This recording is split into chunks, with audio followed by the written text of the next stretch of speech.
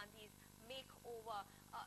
Going to Kalyani Shankar, to you first, talking about Rahul Gandhi, he's somebody who is in a way, considered as a youth icon. He is now stepping out of his zone. He is coming out and trying to woo the industrial sector. There's a complete in his personality. Let's not forget Rahul Gandhi, the man who go to the village, go to the the farmers, sit with them, eat with them. Remember in Bhatta Parsol, and now he's trying to woo the industrial sector and trying to tell the industrial lord that look, I'm out there and I will definitely try to do everything that it takes to think about the industrial lot. Well, you see, this is the first time Rahul Gandhi, after becoming the Vice President of the Congress, is going to address the industrialists. It's not that he has addressed earlier, but this is going to be the first interaction with the industrialists, captains of industry, who have all been really running around Modi all these years. And now it is Rahul Gandhi is also the man who is waiting to become the Prime Minister, although there are conflicting signals. He has to tell the captains of industry how he is going to continue the reforms, or how he is going to tackle the economy, or what is his vision to take India forward. So this is the first occasion which he has to utilize for sending the signal to the captains of industry, and I hope he will be able to do it well. And another thing I want to point out is that this is not the first time he is going to talk about the economy, because you remember in Ramlila ground some time ago, he did talk about the economic reforms and how the government was committed to taking it forward. So that signal had come even before he became the But Vice Kalyani, President. that was more on the specific lines of FDI retail. That was more an issue which was also much debatable topic also on the common man's front. But getting also to Ajay, Mr. Ajay Kumar, who is a senior journalist.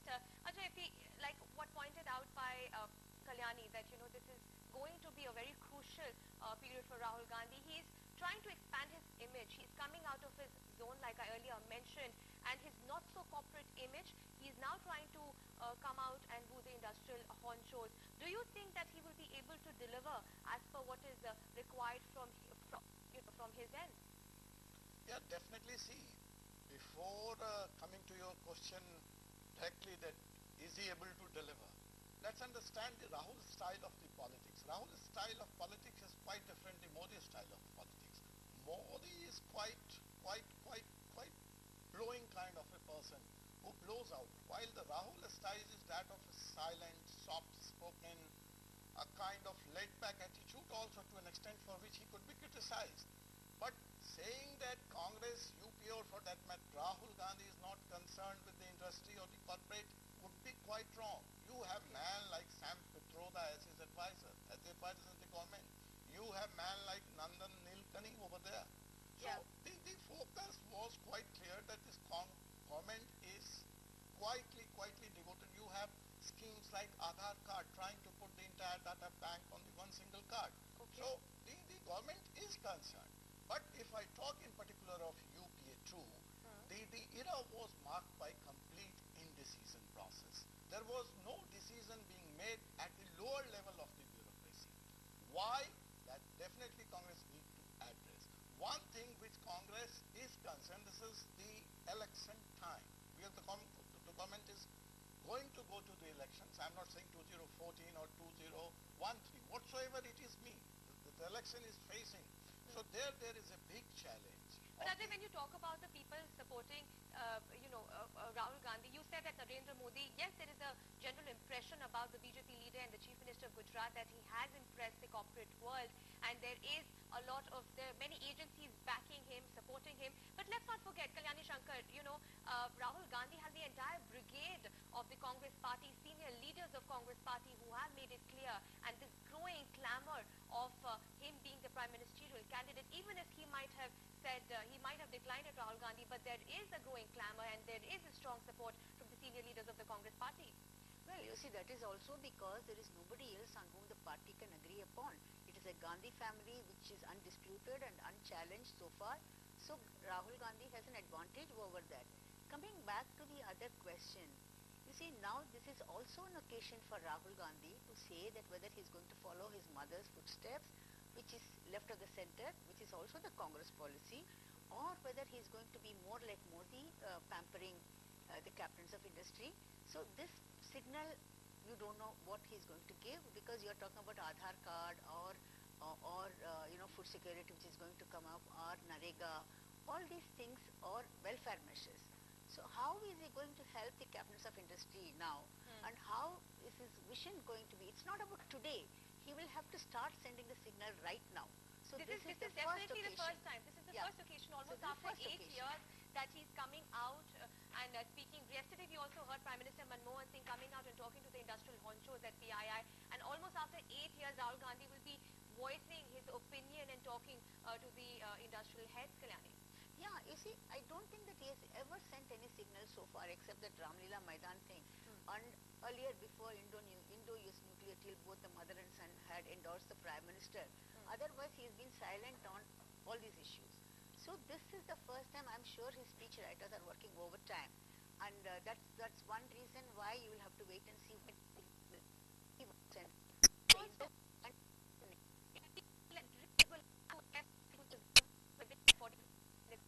but Ajay, going to you, there's a lot of anticipation also from Rahul Gandhi in terms of his speech, because he is the young leader. He is the icon for the young lot. With the party also, there is a lot of anticipation. Not only because he's the young leader and the top of the Congress and going to take over as the Prime Minister. There is anticipation also because I'm stressing again and again that the UP2 era was marked by complete indecision process. So the industry has lost faith in the government. There are no decisions being made. You can come out, see the statements of the big industrialists of the country who are saying that there is no transparency when it comes to the policy So decision of it's the almost government. out and out there that Bharatiya Janata Party is the one which is very pro-industrial, and when it talks about the India shining, then there is the role of BJP in close alliance with the industrial sector. We'll also talk to Priya Sehgal, who is a senior editor with NewsX. Priya, you were asked someone who can really give us a clear understanding as far as this entire move of Rahul Gandhi pitched by the Congress party, that he is the chosen one today. He will be delivering for the very first time a speech which will be directly, out and out hinting to the industrial sector that, look, now we are agreeing that you are responsible, you are equally very much needed for the growth of the country. Absolutely. In fact, this, as we've discussed earlier, this is the first time that Rahul is going to be meeting industry heads in a structured manner. There have been, after some instances where, like he took Ratan Tata to Jammu and Kashmir, he took Bill Gates to Amethi. This is the first time he's going to be unveiling his vision before the industry captains. And as we know, let's take a look at what is Rahul's economy. What does he stand for? For instance, he's been talking about his pro-welfare schemes. He's very, the food, the farmer's loan waiver was one of his, he likes dole. That was one of his campaign themes for this year's election. Then but he's also supported FDI and retail. So at the same time, I think he's not going to his grandfather, rather socialist economy, great-grandfather, Nehruvian socialism, and his father was known for his capitalist economy. This Rahul Gandhi, I think, Socialist kind of approach coming out. Rahul is mixed, because as he said in the Ramlila rally in November, he says, look, we need the FDI to support the welfare schemes. Otherwise, where will we get the money for welfare schemes? So he is practical in that sense. Okay, and the entire ideology of the Congress party also, Priya, when it comes to Aam Aadmi ke saath hamara haath, I'll also go to Ajay Kumar to understand this entire image makeover of Rahul Gandhi as well. As Priya pointed out, there have been reforms which the Congress party has been, riding upon: the Aadhaar card, the food reform, or the NRGS scheme. Now Rahul Gandhi will try to, in fact, touch his base with the industrial lot. So do you think that he will be successful in terms of probably impress? Because if he impresses, let's not forget that he's going to emerge as a competitor and a leader with respect to Narendra Modi. Definitely. See, I'm talking right now, Rahul Gandhi is facing three challenges. One is the political challenge by the BJP, that is led by Modi. That definitely the Rahul has to counter this challenge through his speech on this day when he is addressing the industry leader. The second challenge which the economy is facing, the nation is facing, Rahul has also to come out very clearly on that how he is going to, what are his plans to meet the challenge before the economy. And the third challenge which Rahul has to come out and answer very, very directly is the loss of the goodwill of the government in the eyes of investors, in the eyes of the industrialist, and in the eyes of the common man, for which we were saying that the Congress kaha Aam Aadmi ke saath. Aam Aadmi is also lost somewhere, is delusioned with the allegations of the corruptions prevailing in the government, with the high price rises. So there are three political challenges and the economic challenges and the challenges on the goodwill So of the do you government. agree with this, Kalyani, the three challenges which Ajay talks about? Well, yes, to a certain extent, yes, these are the challenges. But at the same time, he will also have to show, while the Prime Minister has made it very clear yesterday that economic reforms are going to continue despite the political constraints, he also has to, there has been an impression earlier that there is no human face. So he will have to tell the Aam Aadmi at the same time while addressing the captains of industry that the human face will continue along with economic reforms. Let's see whether he does that or not. Right, Priya, talking about, you have something to respond Yeah, I to want to Kalyani. pick on what Kalyani says. I totally agree with this argument about reforms with the human face, because Yeah. his audience today is not the Aam Aadmi, it is the middle class and the rich industrial class. Now this is the vote bank that the Congress is steadily losing. When the Congress was voted to power, there was Manmohan Singh as the Prime Minister, an economist Prime Minister. So there was great faith in this government. You had Chidambaram, you had Kapil Sibal, you had Anand Sharma, you had all these pro-reform faces shining in the cabinet. This was a government that was supposed to usher in maybe the next phase of reforms, with Manmohan Singh at the helm. Unfortunately, this does not happen, because unlike the time when Narasimha Rao was the Prime Minister, Manmohan Singh did not get the backing from Sonia and Rahul. These were known as the NGO face of the government, while he was the pro-reforms face. So a lot of the reforms that they wanted to carry out, how many times have we heard fuel price hoga, then it is rolled back because Sonia Gandhi says no, it's too much. She's been given the credit for all these phases, but unfortunately that's boomeranged, because now the industry is disillusioned. They are saying you guys are not delivering, why should we vote for you? Here is Narendra Modi, I mean, he's the captain of the industry, he lets us in. When Tata are thrown out of West Bengal, Modi welcomes you. So this is a guy that the industry wants to vote for. So today Rahul stepping over the threshold from the rural, I would say Bharat to India. Yes. He's So always... in fact, I would like to talk about, which you touched it, Ram. In fact, my next question was also about this entire socialistic view which Rahul Gandhi has. Let's not forget, he going out to Bhatta Parsol, going to the houses and the huts of the villagers, sit with them, eating with them. This was the entire agenda of Rahul Gandhi, if you remember, in the Uttar Pradesh elections, and we saw how badly the Congress was up in that area. So now it's coming out of that threshold, isn't it, Priya? Absolutely. Bhatta Parsal is a very nice example you reminded me of, because the land amendment bill, Yes, the land acquisition bill. that bill is supposed to be, the bill that the government under Jairam Ramesh is bringing out is supposed to be pro the landowners, the poor farmers, and not so much pro industry. So again, the industry is not very happy with this. So the Towards them. pro-reform government was criticized by the sector, because never we have seen the Prime Minister come out and being ready to industrial sector after almost 8 years. Even Rahul, Kumar, your views on the reforms in the socialistic view of the Congress party, and also Rahul Gandhi and the entire Bhatta Parsol event. No, I mean, see, as far as the reforms are concerned, as Priya is also mentioning here, that the land reform, government is working on. Where is the lacking on the part of the government as far as the reforms are concerned? See, you have such a continuous issue of the FDI. Government was able to bring in. You had the issue of amending the law after the Damni case. Government struggled through it. But I want to hang on. FDI the government brought in because it was pushed to a corner. If you recall, in September, Chidambaram raised the alarm bell. He says we need the money. We cannot keep now buying down to. Mamta had been stalling FDI for so long, they'd been okay with it. But finally, when they were pushed to the wall, this was not a strategy. It was a desperate move to bring in In FDI. fact, it was threatened that if not so, Yeah. the reason why that move came in. Definitely. So what I'm trying to say, Priya, here is that as far as the reform, anyhow it was brought in the last two term of the government. Kicking and screaming.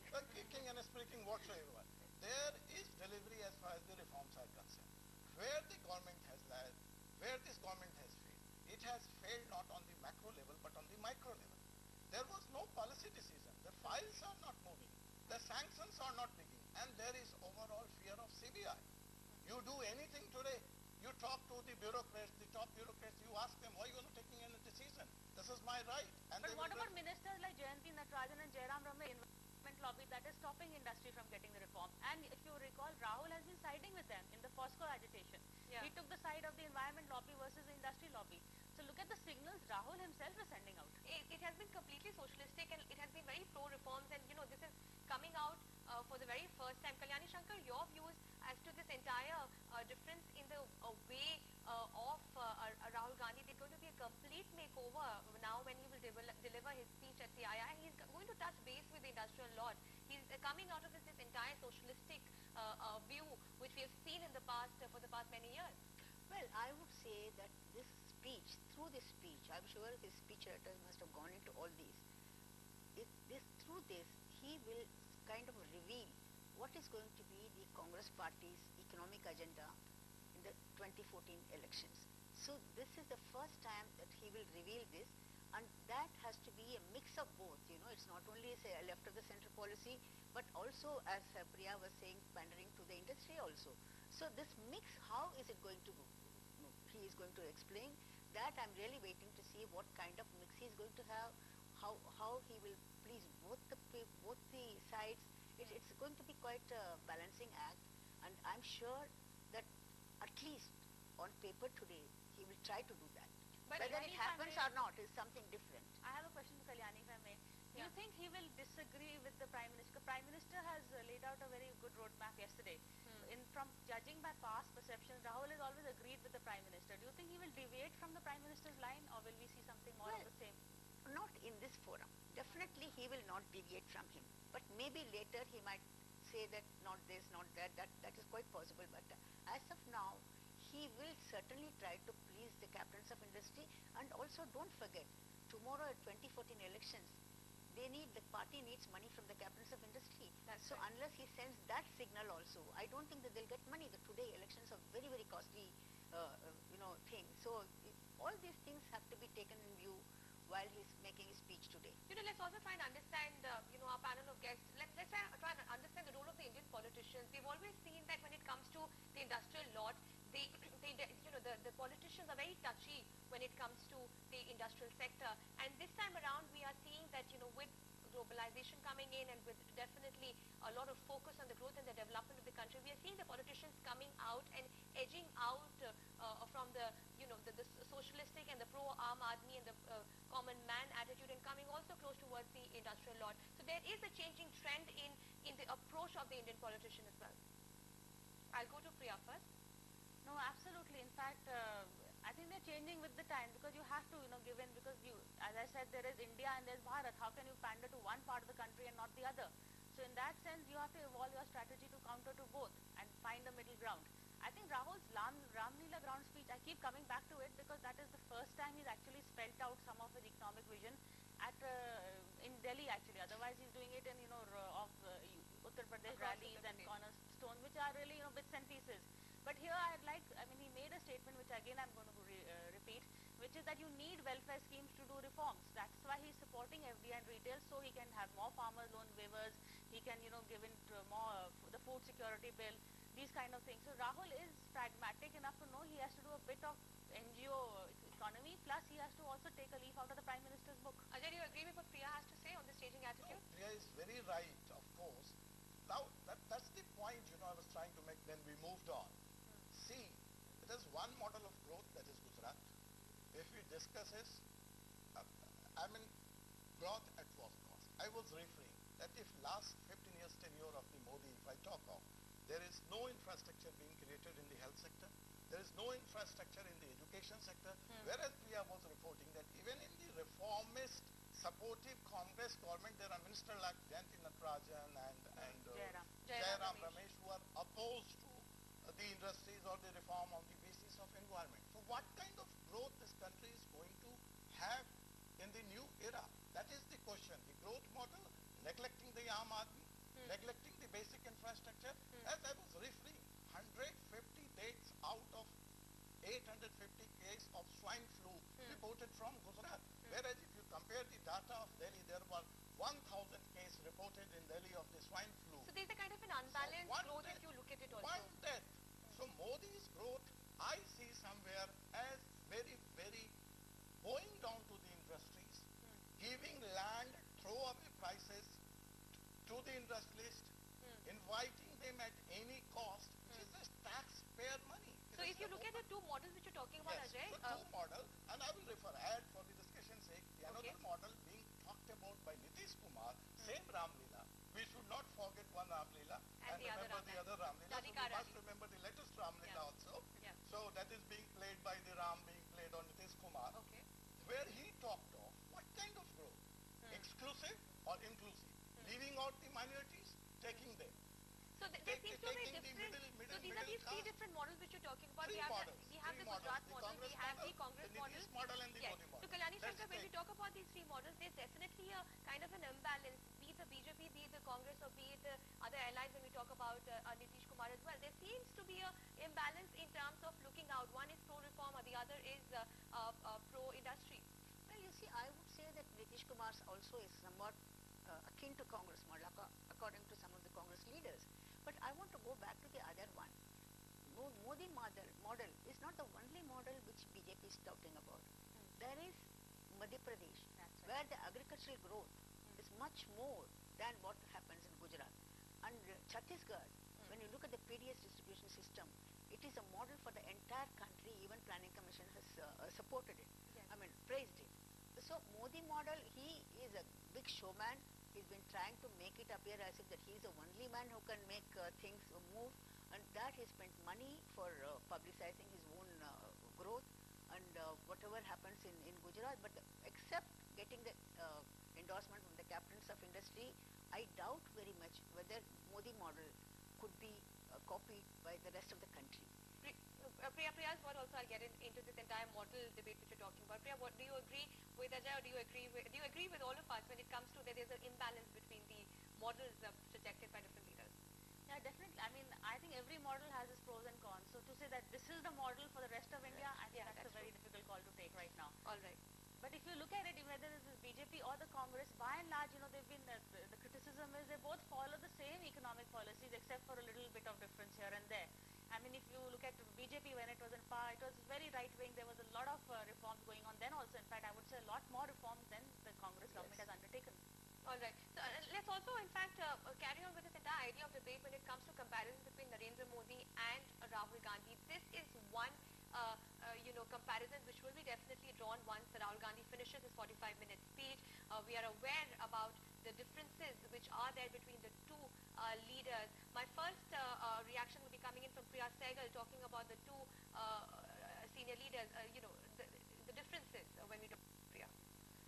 Well, let's look at the Modi is now in the last 6 months, last few months after the Gujarat election, Modi has been coming more towards the center. He's wooing the corporate lobby. He's actually also started speaking in Hindi and English, not just Gujarati. So that shows a change in body language. All right, I'll have to cut you short there, Priya. We've been told Rahul Gandhi has started his speech at CII. Take a listen. Rahul Gandhi's on time. That's the first.